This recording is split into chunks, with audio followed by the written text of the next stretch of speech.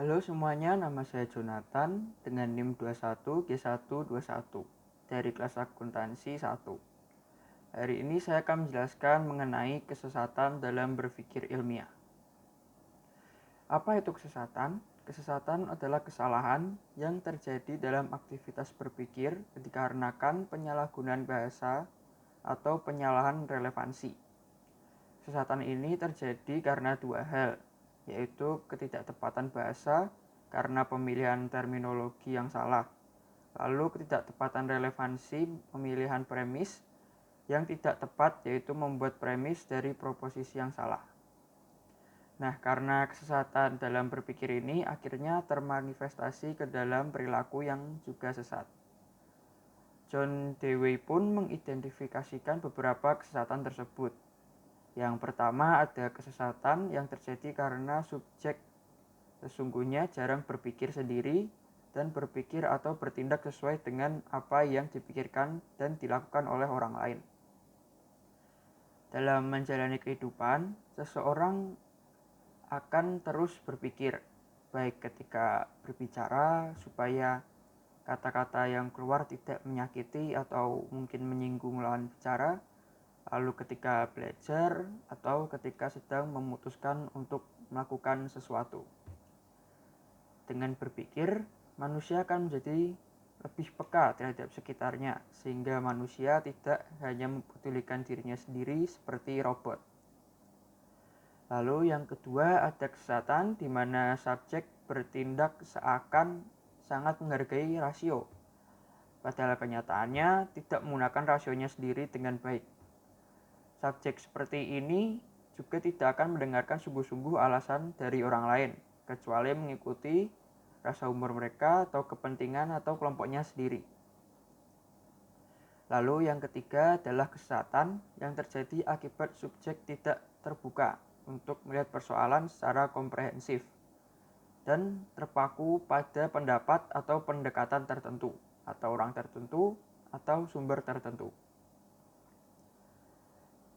Kemalasan berpikir. Karena malas berpikir yang mengakibatkan kesesatan bisa berubah menjadi kekerasan, entah fisik maupun psikis. Karena itu kita perlu latihan berpikir agar kita menyadari kemungkinan adanya keyakinan-keyakinan semu dalam pikiran kita. Lalu klarifikasi kesesatan berpikir. Dalam sejarah perkembangan logika terdapat berbagai macam tipe kesesatan dalam penalaran.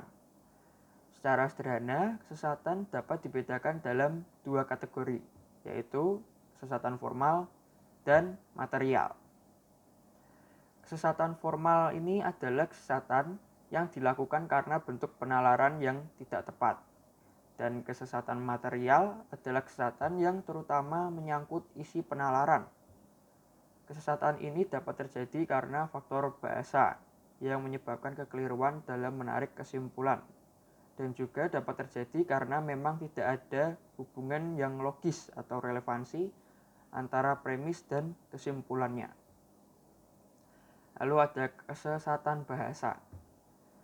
Setiap kata dalam bahasa memiliki arti tersendiri dan masing-masing kata dalam sebuah kalimat mempunyai arti yang sesuai dengan keseluruhan arti kalimatnya.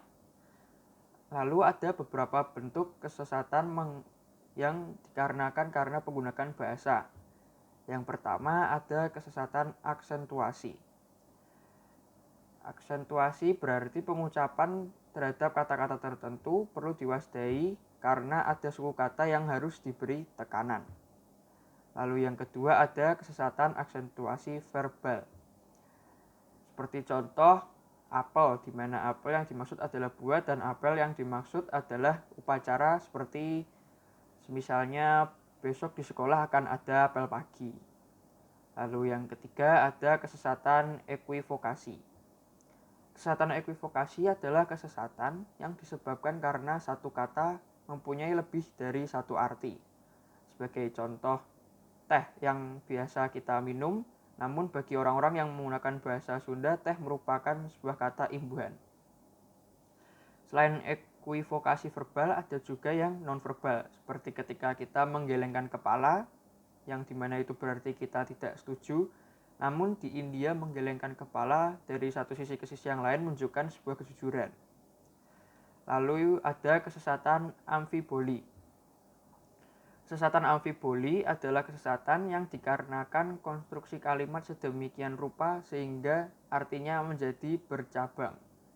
Ini dikarenakan letak sebuah kata atau term tertentu dalam konteks kalimatnya, akibatnya timbul lebih dari satu penafsiran mengenai maknanya, padahal hanya satu makna saja yang benar sementara yang lainnya salah.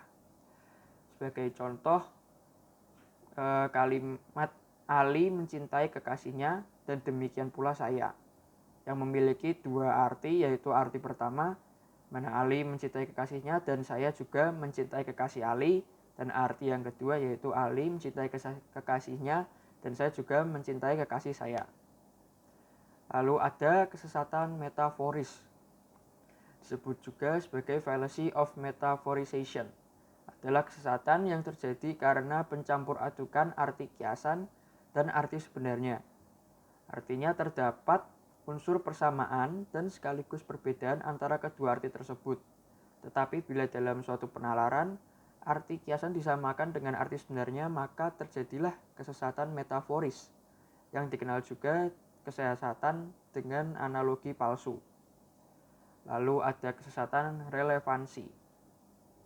Adalah sesat pikir yang terjadi karena argumentasi yang diberikan tidak tertuju kepada persoalan yang sesungguhnya, tetapi terarah kepada kondisi pribadi dan karakteristik personal seseorang, atau lawan bicara yang sebenarnya tidak relevan untuk kebenaran atau kekeliruan isi argumennya.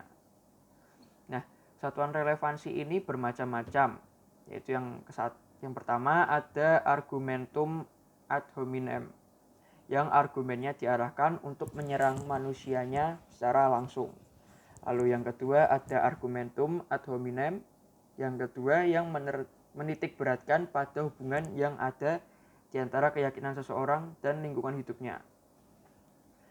Lalu yang ketiga ada argumentum ad baculum, merupakan argumen ancaman mendesak orang untuk menerima suatu konklusi tertentu dengan alasan bahwa jika ia menolak untuk membawa akibat yang tidak diinginkan.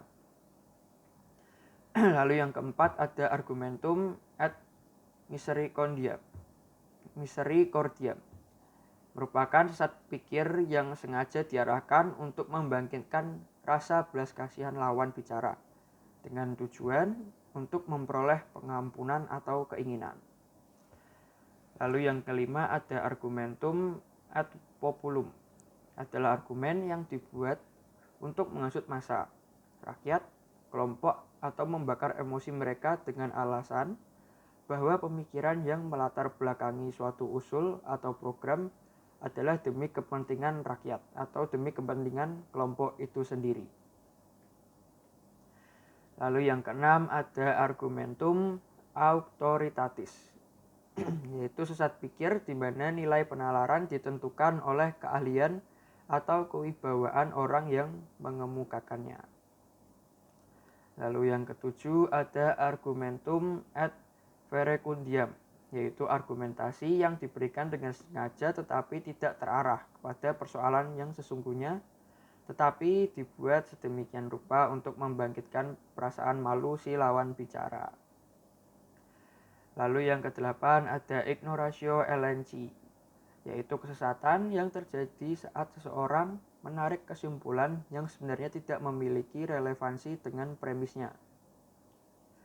Yang kesembilan ada argumentum ad ignoratiam, yaitu kesesatan yang terjadi dalam suatu pernyataan yang dinyatakan benar dikarenakan kesalahannya tidak terbukti salah, atau mengatakan sesuatu itu salah karena kebenarannya tidak terbukti ada.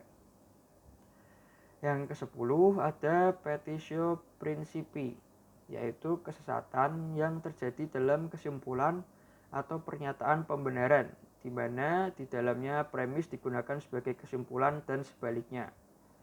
Kesimpulan dijadikan premis.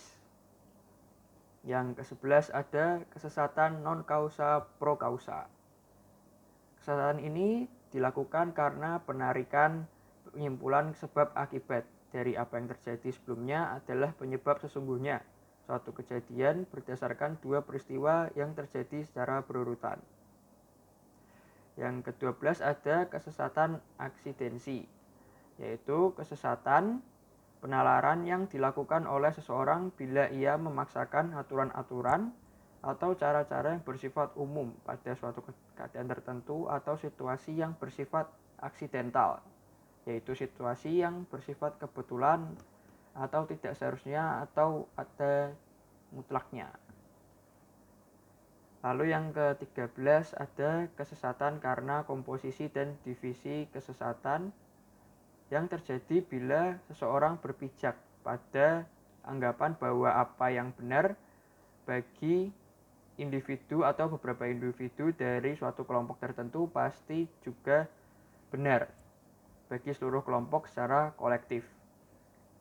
Lalu yang ke-14 ada kesesatan karena pertanyaan yang kompleks, di mana kesesatan ini terjadi karena pertanyaan yang kompleks ini bersumber pada pertanyaan yang seringkali disusun sedemikian rupa sehingga sepintas tampak sebagai pertanyaan yang sederhana, namun sebetulnya bersifat kompleks.